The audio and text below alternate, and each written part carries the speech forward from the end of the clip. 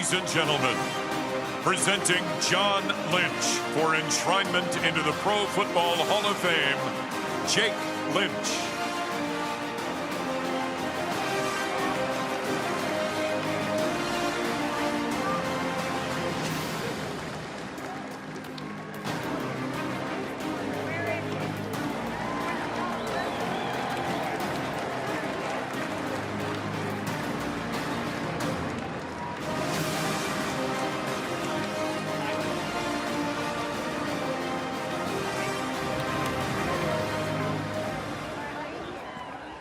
Thank you, Jake.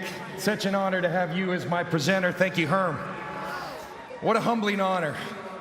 First, let me say, nothing about my Hall of Fame journey has been easy. I waited 8 years as a finalist, and then David Baker tells me I'm following Peyton Manning. Thanks a lot, David. Peyton and the rest of our 2021 class, congratulations. What a privilege to be inducted into this brotherhood, the Pro Football Hall of Fame, with all of you.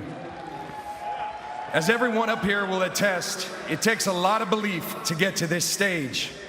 However, belief is not something that simply happens. It has to be nurtured 1,000,000 times over. A note, a pat on the back, a piece of advice, coaching. These are the things that foster belief in ourselves. Today, I will recognize those who have done this for me. I would not be here today if not for one person, my wife and my best friend, Linda Lynch. I met Linda in the 7th grade in our hometown of San Diego. Linda, you have inspired me as a man, a father, a husband, and a leader. For 15 years as an NFL player and 9 years with the NFL on Fox, Linda wrote a note to me that I read before every single game. She didn't ever miss one. Her notes always calmed me, focused me, and drove me to be my best self. Babe, I love you more than you will ever know, and I'm so thankful and grateful to share this life-changing moment with you.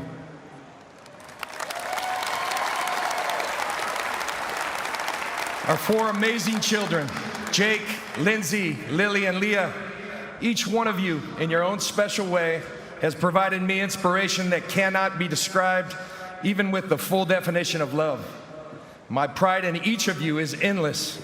I hope that I have helped you grow your belief in yourself the way you have for me. My parents, John and Kathy, your standards and expectations were always high, your love always unconditional. The Catholic faith that you instilled in me and blessed me with is my guiding light. Where would I be without it? Where would I be without both of you? Mom and Dad, I'm truly grateful and I love you. My sister and brother, Kara and Ryan, you have always supported me. Please know where you live in my heart. I went to Stanford University as a quarterback and a baseball player. After 2 years as a number 2 quarterback, I was tired of that. I decided the best way for me to get on the football field was to convert to safety. I want to thank the late, great Denny Green for guiding me through this life-altering decision.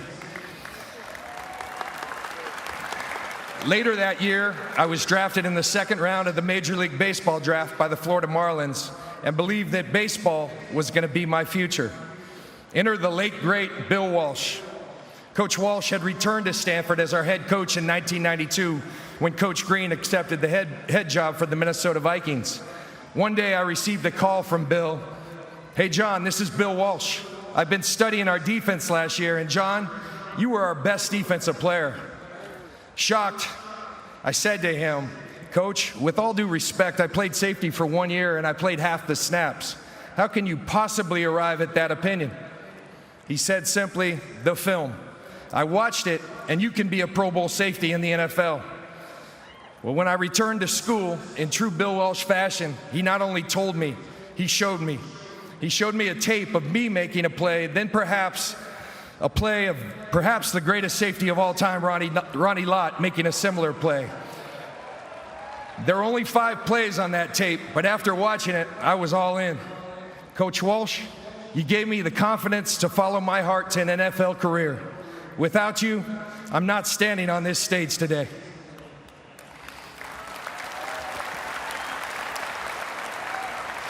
Pete Agoscu, you were more than just someone who trained me. You taught me how to outwork my competition. That gave me the mental and physical edge. There were so many other coaches who were indispensable to my success. Monty Kiffin, John Gruden, Rod Marinelli, and Mike Tomlin among them. One special human being who saw something in me before I saw it in myself is my co-presenter, Herm Edwards. Herm had a vision for the way I should play the safety position. He encouraged me to play with the passion, the joy, physicality, and instincts that defined my game. Herm, you were also the first to tell me that I could have a bust someday in Canton, but only if I believed it. We're here, Herm.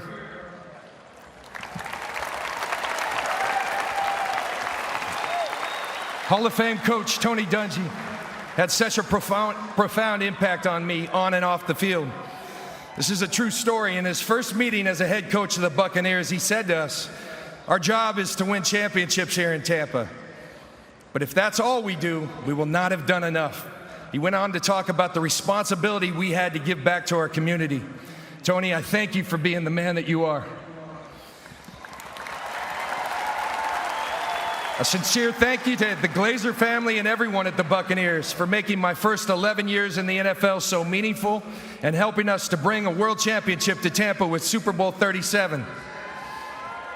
To the late great owner Pat Bowlen, a true Hall of Famer, to the Bowlen family, Mike Shanahan, and everybody at the Denver Broncos, thanks for giving me such a great landing spot to play the final 4 years of my career. Now, over the last 4 seasons, I've had the honor to serve as the general manager of the San Francisco 49ers. Thank you to Kyle Shanahan, to Jed York, and the entire York family for having the faith in me that you do. Rondé Barber, your time's coming, man. You're going to be here.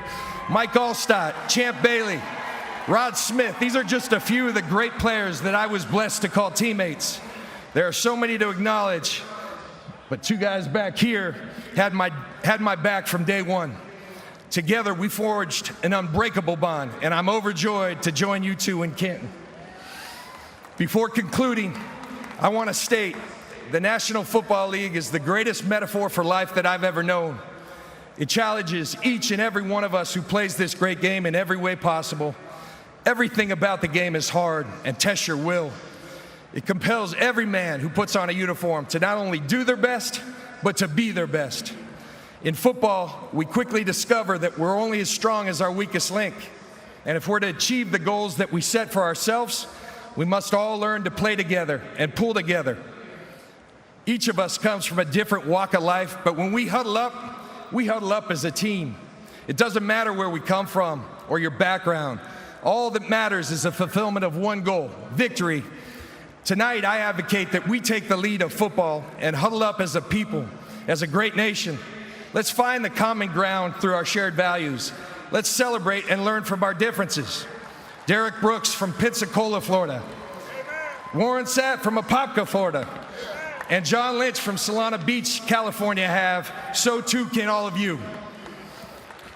Thank you to David Baker, to Ira Kaufman, and the Pro Football Hall of Fame Selection Committee, my beautiful family, dear friends, coaches, teammates, and all of the fans. I love you. As my journey illustrates, one person can make a difference. I encourage each and every one of you to be that person who provides someone else with the belief that they too can be great.